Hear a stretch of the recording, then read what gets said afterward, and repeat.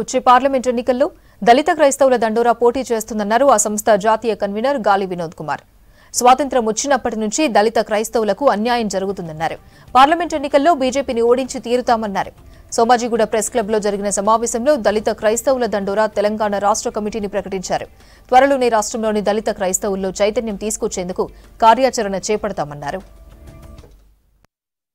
గత 10 ఏళ్లుగా వర్గీకరణ చేస్తానని మోసం చేసిన బీజేపీ పార్టీ ఇవాళ దళితులను మోసం చేయడమే కాకుండా సుప్రీంకోర్టులో దళిత క్రైస్తవులకు రిజర్వేషన్లు ఇవ్వము అని చెప్పేసి స్పష్టంగా లిఖితపూర్వకంగా రాసిచ్చిన బీజేపీ పార్టీ 15 పార్లమెంట్లో తెలంగాణలో పోటీ చేయబోతుంది. 15 పార్లమెంట్లో బీజేపీని ఓడించడమే లక్ష్యంగా పనిచేస్తాం.